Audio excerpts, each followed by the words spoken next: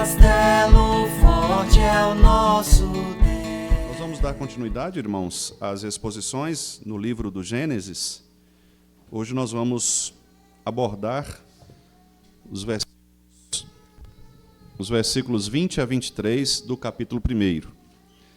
Peço então os irmãos que, por gentileza, abram Gênesis 1, nós vamos ler 20 a 23.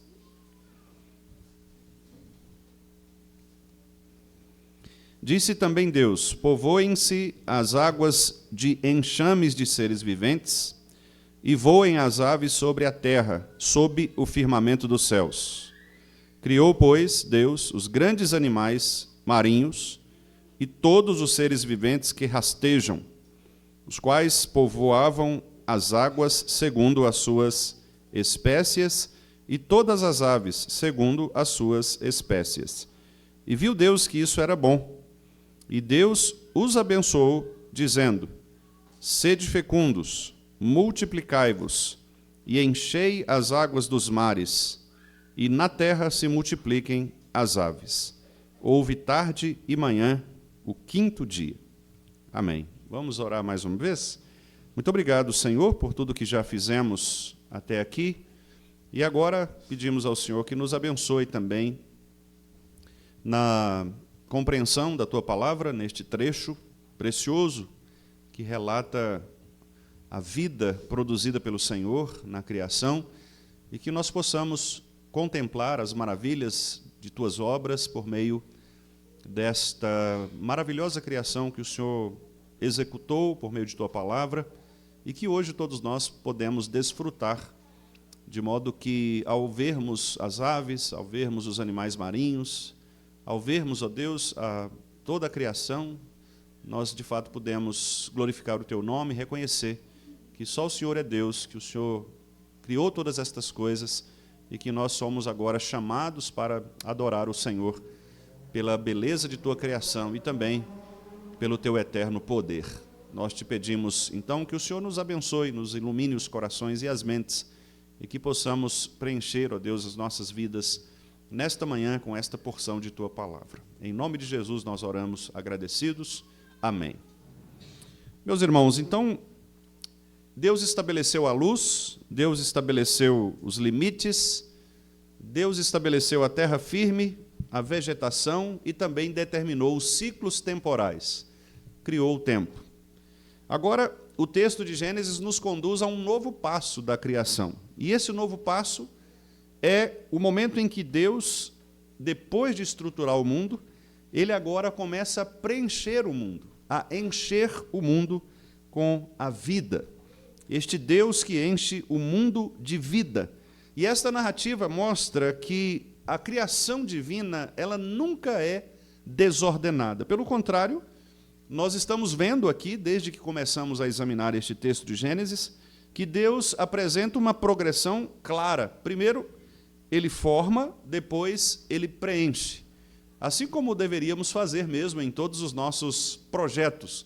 Nós devemos estruturar, devemos planejar, devemos criar as estruturas e depois passar à execução delas, preenchendo ali cada uma das suas partes, de modo que, ao final, haja uma prosperidade, uma ampliação, um aumento nesta execução. Então, Deus estabelece domínios, Deus depois povoa esses domínios.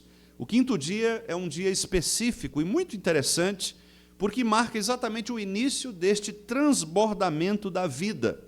Nós acabamos de ler aqui no verso 20, que Deus disse: povoem as águas de enxames de seres viventes, voem as aves sobre a terra. É curioso, porque Deus agora já admite a possibilidade de uma expansão da vida. Agora, a Escritura mostra que a criação, ela, além de ser algo ordenado e coordenado por Deus, ela também é generosamente preenchida por esta vida eficaz que vem do Senhor, revelando aqui a sua bondade abundante, o seu propósito de plenitude, de encher todas as coisas, que, aliás, é o que nós vamos ver lá em Cristo Jesus, quando Paulo diz que Deus, por meio de Cristo, preenche todas as coisas, ele enche todas as coisas, porque Cristo é exatamente esta plenitude de Deus, é aquele que reúne nele próprio todas as qualidades, todos os atributos do Pai, os atributos do Senhor.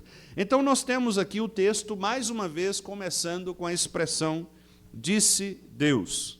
Nada mudou na metodologia divina. Deus é um conservador por natureza. Ele mantém exatamente a história e o modelo metodológico que ele utiliza. Disse Deus. A criação continua respondendo, portanto, à voz soberana do Criador, que, como sabemos, é o próprio Cristo Jesus, aquele que é a palavra de Deus, o verbo de Deus, aquele por meio de quem todas as coisas foram feitas. Mas há aqui agora, neste trecho, um avanço que podemos dizer significativo. Porque a palavra agora ela não apenas vai iluminar, separar e delimitar, como nós já vimos nos textos anteriores, mas ela vai multiplicar vida. Multiplicar vida. Os verbos utilizados aqui, especialmente povoem-se e encham-se, são verbos no original que demonstram abundância. É a ideia de fato, enxames, como a palavra foi traduzida aqui no nosso português. É uma multiplicação vibrante. É algo que talvez nós pudemos imaginar de algo incontável. E por isso mesmo o texto mostra que, o texto diz, segundo as suas espécies, multiplicai-vos, enchei as águas, de maneira que nós talvez percamos a conta de quantas foram as multiplicações e os preenchimentos dados por Deus na criação. A ideia, então, é mostrar que a criação ela agora ganha movimento. Deus estabelece agora uma relação de continuidade e também de crescimento naquilo que ele criou, na sua criação. Há um comentarista do texto de Gênesis, chamado Bruce Waltke, que ele observa que, nesta situação, existe uma clara correspondência com os dias anteriores. O firmamento, os mares, que foram criados no segundo dia, agora eles são preenchidos com a vida. Então, mais uma vez, nós destacamos que o que antes era apenas estrutura, agora se torna o hábitat desses animais. Aquilo que era apenas espaço, agora passa a ser a própria casa, a própria residência destes seres criados por Deus. Deus, portanto, povoa a sua criação. Isso revela, meus irmãos, o que nós podemos chamar de uma intencionalidade arquitetônica do Senhor. Ou seja, ele não apenas começa um projeto, estruturando a sua criação, mas ele tem uma intenção. A palavra utilizada pelos estudiosos é teleologia, de onde a palavra telos, que significa finalidade, significa objetivo, propósito. Então existe aqui um telos, uma finalidade, um propósito de Deus, não apenas no aspecto teológico, ou seja, que revela sobre o ser de Deus, mas teleológico, ou seja, que revela a finalidade, o propósito para o qual Deus criou todas as coisas. Então a criação não é uma improvisação de Deus, não é, portanto, um acaso, não é algo que nasceu ou que surgiu de um acidente talvez tardio do universo, que estabeleceu algum tipo de ordem naquele caos. Não. Gênesis está nos mostrando que a vida é um dom de Deus, é um presente de Deus, e esta vida, além de ser um presente, de não ser um acidente do universo, ela revela o propósito do universo desde o início. A vida é um dom de Deus, e não algo impessoal, que surgiu de relações biológicas, muitas vezes caóticas, ou que partiram do acaso, ou de mesmo combinações genéticas, ainda que primárias, ainda que muito, digamos, incipientes ou infantis, mas a vida é um presente de Deus. O Herman Bavinck, teólogo holandês, ele diz que a criação ela nunca deve ser entendida como simples desenvolvimento natural de uma potência do universo. Ou seja, não é algo por acaso que talvez alguns pensam, o universo ele tem uma força interna própria. O Bavinck diz, não, a criação é sempre um ato livre e soberano de Deus. De maneira que a vida ela não surge autonomamente, mas ela surge como um dom de Deus, como um presente de Deus. O texto aqui, no versículo 21, meus irmãos, é muito enfático. Diz, criou Deus os grandes animais marinhos e todos os seres viventes que rastejam. O verbo criar, ele aparece aqui com toda força no original, mostrando que isto é, de fato, um ato intencional, criador. Não é uma mera organização. Isto, inclusive, ecoa lá no Salmo 104. O Salmo 104, verso 30, diz assim, envias o teu Espírito e eles são criados. Ou seja, a criação é um ato intencional e podemos dizer espiritual, porque o Espírito de Cristo estava ali criando todas as coisas pela palavra do poder de Cristo. A criação é intencional. Deus, portanto, cria os seres marinhos, cria também as aves, e aqui o texto afirma que ele forma estes seres e sustenta estes seres. A vida depende de uma ação contínua de Deus. Um outro teólogo, este agora teólogo bíblico, chamado Johannes Gerhardus Voss, ao tratar desta questão da teologia bíblica, ele diz que a revelação, como está aqui em Gênesis, é sempre uma revelação progressiva. E é progressiva porque ela mostra não apenas um Deus criador no início de tudo, mas também um Deus sustentador ativo da sua criação. É, portanto, uma continuidade. O Deus que cria é o Deus que nos preserva. Porque, repare, Deus cria, mas ele diz, multipliquem-se. E o verso 22 diz que Deus os abençoou. E é muito interessante que a bênção de Deus que acontece aqui, ela é por meio, ou ela se manifesta, a bênção se manifesta pela multiplicação. A bênção se manifesta pela vida. Veja, como que Deus os abençoou? Deus os abençoou dizendo, sede fecundos, multiplicai-vos, enchei as águas dos mares, e na terra se multipliquem as aves. Portanto, a bênção de Deus aqui é a bênção da multiplicação, é a bênção da fecundidade, é a bênção da vida, é a bênção da plenitude. E agora os irmãos entendem ainda mais a razão pela qual os filhos são herança do Senhor e são bênçãos. Porque a forma pela qual Deus abençoa as pessoas é pela multiplicação de sua própria espécie. Quando nós nos dispomos a ter filhos, nós estamos exatamente recebendo a bênção de Deus. E Deus os abençoou e disse, multiplicai-vos, enchem a terra. Então, a decisão de ter filhos e ser abençoado por Deus com esta vitalidade ou esta fecundidade é uma bênção do Senhor.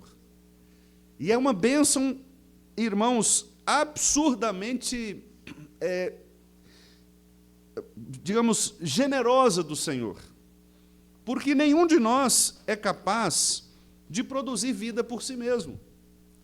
Então, é um ato de bondade, de generosidade, de misericórdia, de amor de Deus para com a sua criação. Então, é por isso que o Gerhard Voss diz que isto significa, sim, não só o poder criacional, mas também o sustento providencial de Deus. É Deus manifestando sua providência, sua bênção, derramando sobre a criação a sua bênção. Todo animalzinho que nasce, portanto, é uma bênção de Deus decorrente desta ordem original de Gênesis, como nós estamos lendo aqui. Quando as aves dos céus, elas produzem outras aves, elas estão obedecendo à ordem criacional e Deus as sustenta. Por isso mesmo, lá no Novo Testamento, nós vamos ver que os pardais, eles não precisam se preocupar com o que vestir ou o que comer, porque Deus lhes dá o alimento. E Jesus chega a dizer: não valem vocês mais do que pardais? Os seres humanos não são mais valiosos do que as aves? Contudo, as aves dos céus, elas não trabalham, mas Deus lhes dá o alimento. Veja que algo, meus irmãos, sobrenatural e, como eu disse, absurdamente generoso da parte de Deus. Sede fecundos, multiplicai-vos. Deus está abençoando. E a bênção fundamental aqui de Deus é exatamente para que nós compreendamos esta teologia da criação. Porque a multiplicação aqui não é somente uma capacidade biológica. Porque se fosse assim, nós teríamos que chegar à conclusão de que aquelas pessoas que não podem ter filhos, por uma questão biológica, elas são amaldiçoadas por Deus. E nós não chegamos a esta conclusão, obviamente.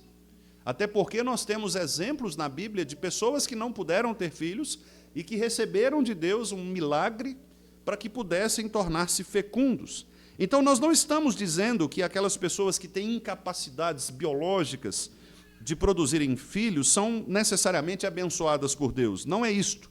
O que nós estamos afirmando é o aspecto positivo da criação de Deus, que é o fato de que a multiplicação ela não é apenas este aspecto biológico, mas é fruto da bênção do Senhor, da bênção divina.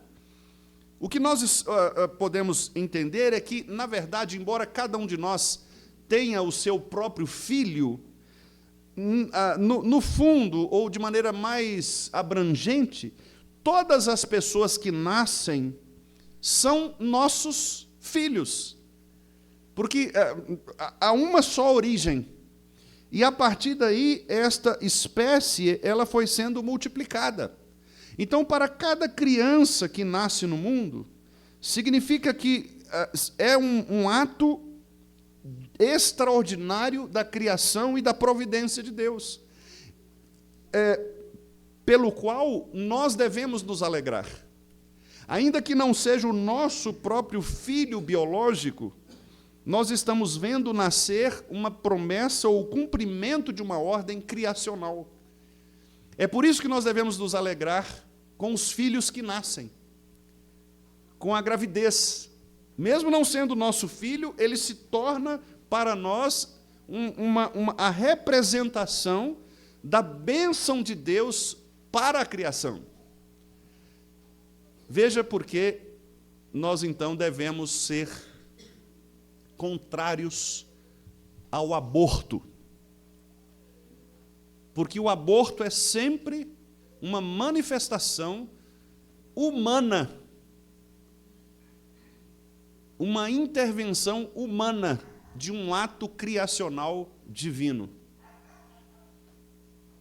Por isso, a Bíblia mostra que a vida ela é teológica e não apenas biológica.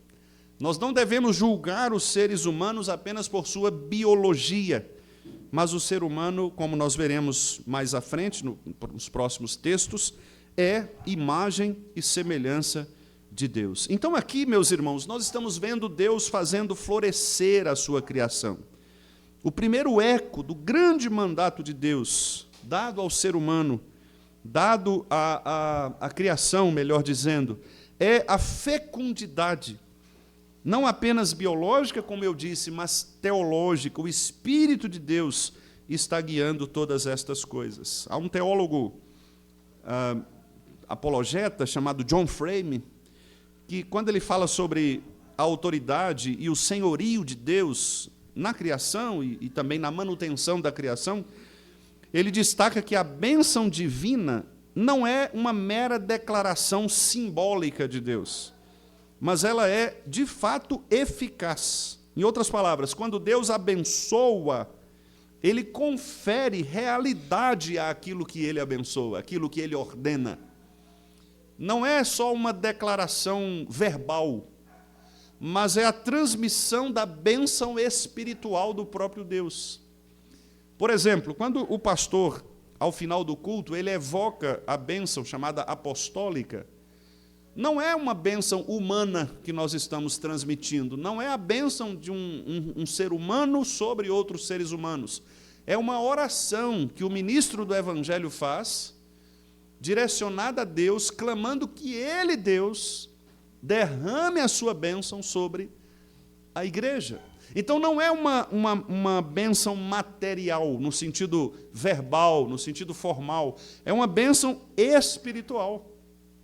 Assim como quando nós recebemos os sacramentos, nós comemos pão e bebemos o vinho. Mas estes elementos, eles trazem algo muito maior do que simplesmente a matéria que faz o pão e faz o suco da uva. Porque estas coisas representam, meus amados irmãos, os objetivos ou a finalidade, como eu disse, o telos da criação divina. Então aqui nós percebemos que multiplicar, encher, preencher, povoar, não são coisas mecânicas, autônomas, mas é exatamente a continuidade da palavra de Deus criadora em todo o tempo. Quando um cachorrinho nasce, hoje, ele está reproduzindo, replicando esta ordem que foi dada lá na criação. De modo que a vida, como eu disse, é de fato a bondade da diversidade de Deus, porque o texto diz, segundo as suas espécies. Hoje nós temos um problema muito sério com a palavra diversidade.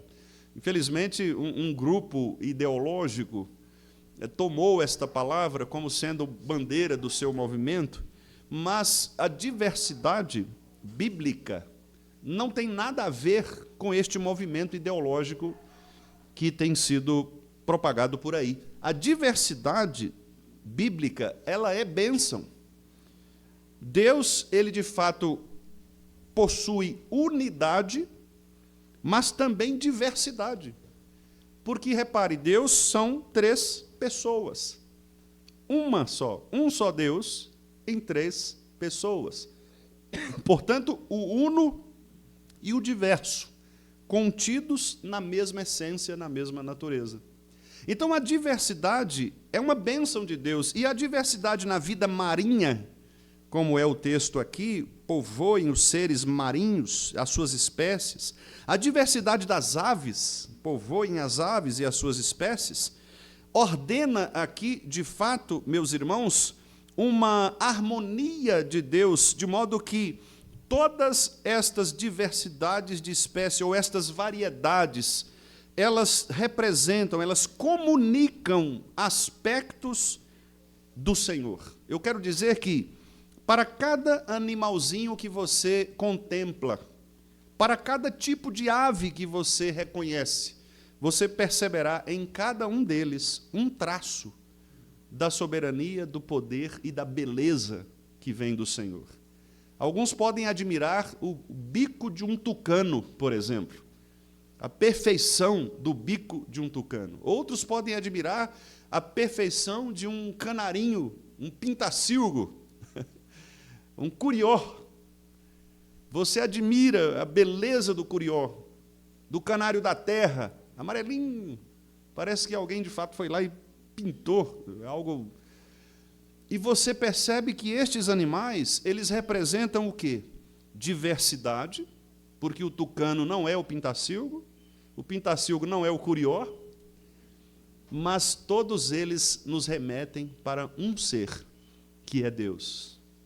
A criação autêntica, bela. Então, essa diversidade biológica é também a manifestação estética da glória divina. Interessante isto. Aqueles que gostam de trabalhar com a arte percebem isto com muita facilidade. É um campo da estética, ou seja, da beleza. A beleza, ela é diversa. Imagine se todos nós fôssemos iguais. Iguais. Tem aquele filme da fábrica de chocolate, os Umpa-Lumpas, né? Aqueles bonequinhos pequenininhos, são todos iguais. Acho que muda a voz, né? Só a voz, mas são tudo igualzinho, você não sabe quem... Enquanto não fala, você não sabe quem é quem. Imagina se fosse assim. Se a gente chegasse aqui, todo mundo igual, né? Talvez os coreanos nos confundam nisso, mas mesmo assim tem alguma diferença, né? Todo mundo igual ia ser estranho demais. Então, a diversidade, ela se manifesta nessa beleza, se manifesta na estética divina. Por isso nós achamos alguns feios, outros bonitos, né? Não tem mãe que pega o bebezinho, horrível, coitado. Mas a mãe fala, olha, que lindo, meu amor. Não é? Porque a beleza, quer dizer, a diversidade é para isso. É para que a gente possa contemplar o modo como Deus opera na diversidade. A música é a mesma coisa. Se você toca... O que é a música? O que é a harmonia musical? É a diversidade que produz a unidade. O irmão Neemias coloca aqui seus 4 dedos da mão esquerda em 4 lugares diferentes, mas quando ele toca com a mão direita, as cordas, o som é uno. Cada uma dessas notinhas se junta de maneira a produzir uma nota. Veja que coisa maravilhosa. Isto é a diversidade produzindo a unidade. E é isto que este texto mostra. Deus, ele aplica o princípio da diversidade, não para que nós foquemos ou elogiemos a diversidade, mas para que nós percebamos a unidade. E aí eu quero fazer um parênteses aqui. O que acontece com o mundo contemporâneo é exatamente isto. Eles rompem com o princípio da unidade. Quando as universidades surgiram, olha o nome, universidade.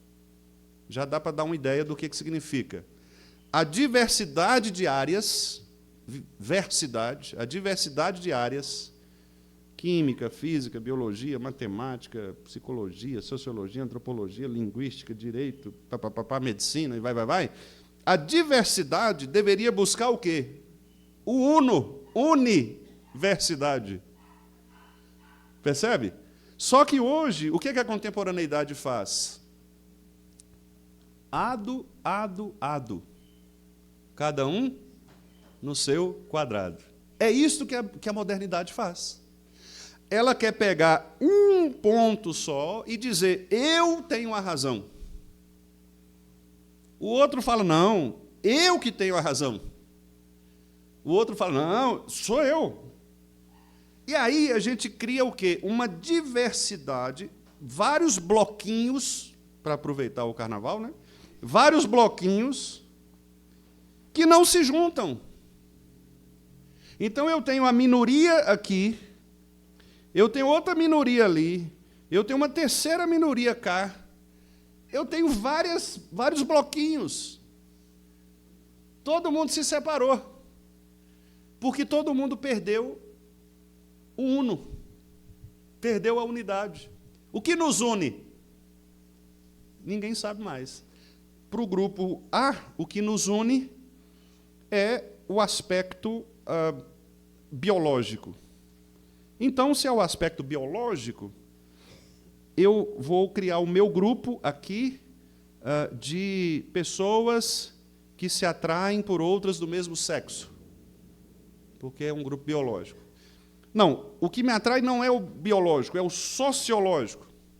Então, eu vou criar um grupo aqui de pessoas que, embora tenham um sexo biológico, elas não se identificam biologicamente com os seus sexos e elas se identificam sociologicamente. Então, eu nasci homem, mas eu me identifico como mulher. Então, eu vou pertencer a esse grupo aqui.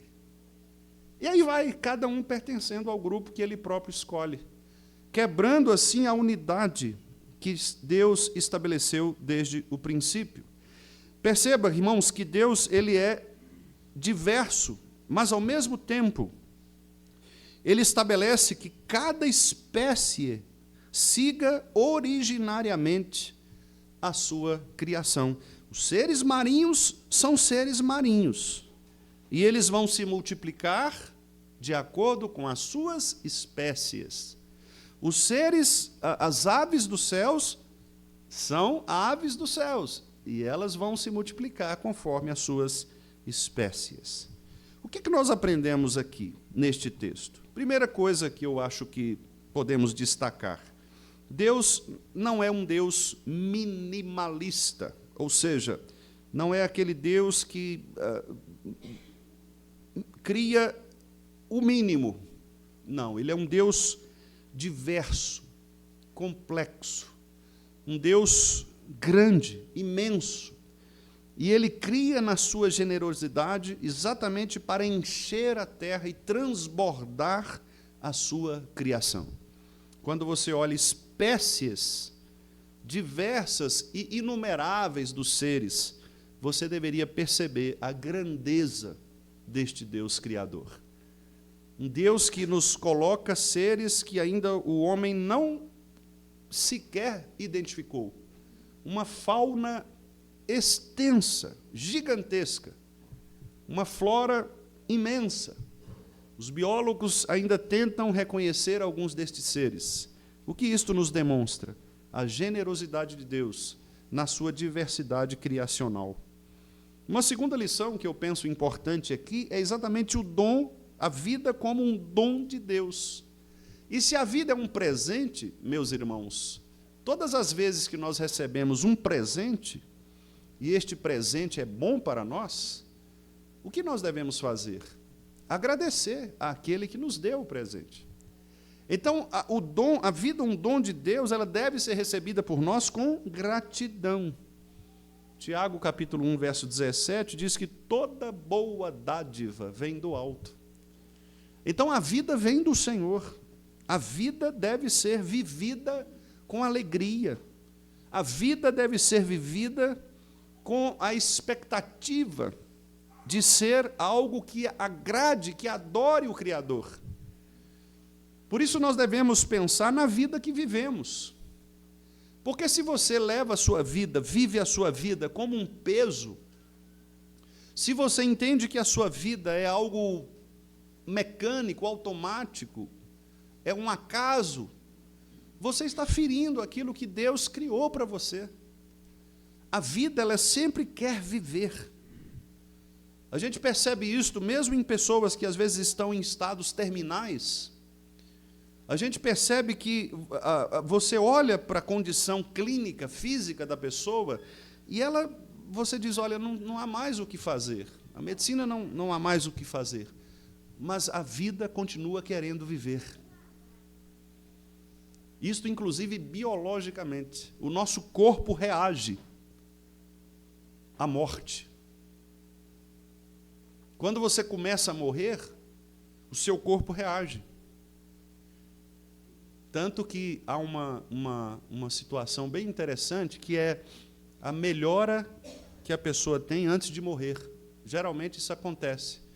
A pessoa está mal no hospital, aí você vai visitá-la, ela está quase morta. Aí, de repente, no dia seguinte, o familiar diz assim, olha, ela melhorou, pastor, deu uma melhorada.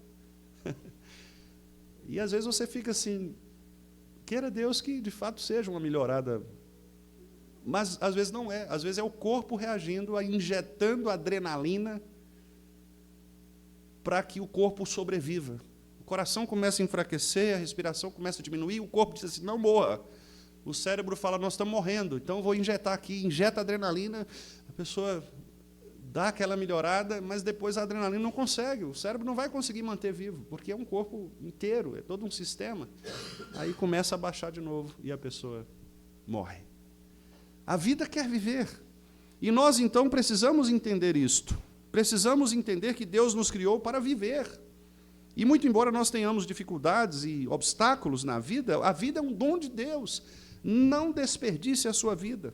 Viva com alegria, viva dentro do propósito que Deus estabeleceu para você. Em terceiro lugar, eu creio que podemos também aprender que a multiplicação aqui, como eu disse, né, não é uma questão meramente numérica, mas é expressão da bondade divina. Então, o crescimento, ele é sempre saudável quando fundamentado, enraizado na promessa, na palavra de Deus. Quando os seres se multiplicam, quando existe vitalidade, fecundidade, isto é bênção de Deus e nós devemos nos alegrar com isso. E em quarto e em último lugar, eu creio também que nós podemos aprender que Deus esse Deus que encheu os mares e encheu os céus, Ele continua, meus irmãos, enchendo de vida, não só os seres, mas também todos nós, vivos. A igreja do Senhor, ela é vivificada pelo Espírito de Cristo, o mesmo Espírito que soprou na criação, o Espírito que pairava sobre a face das águas, o Espírito que agora dá vida a estes seres marinhos, a esses seres viventes que rastejam, a estas aves. O mesmo Espírito é o Espírito que diz: sede fecundos, multiplicai-vos, enchei as águas, a terra.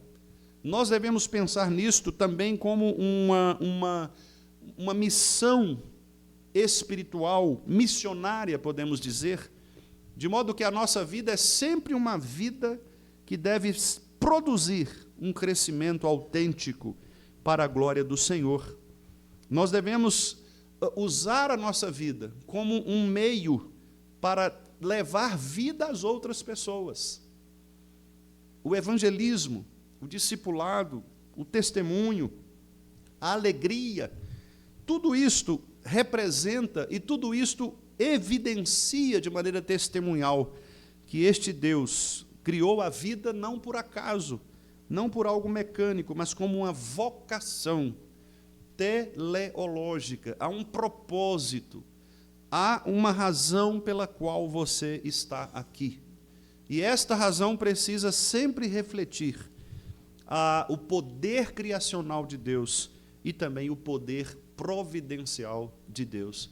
Você, meu amado irmão, todos nós, eu e vocês, somos agentes ou corregentes, como dizem os teólogos, somos corregentes da criação.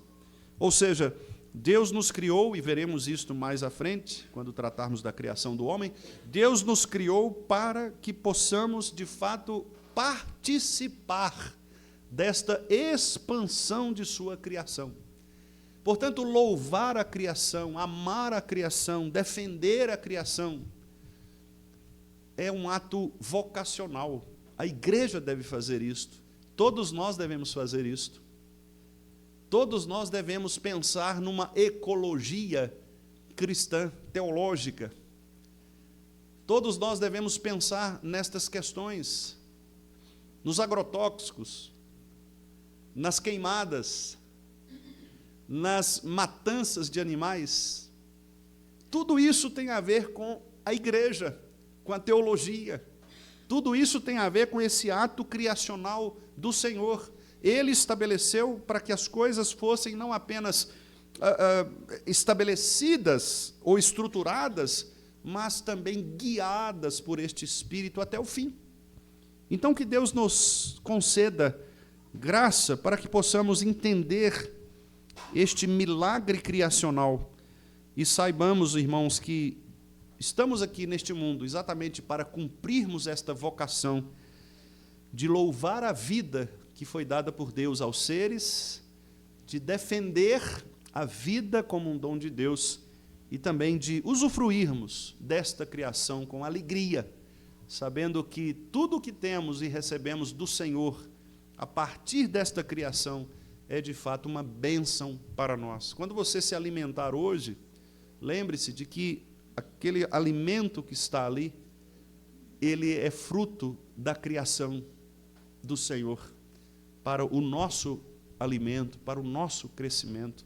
Então, que Deus nos conceda esta alegria de sermos gratos por Ele, por tudo aquilo que Ele tem feito por nós, em nome de Jesus.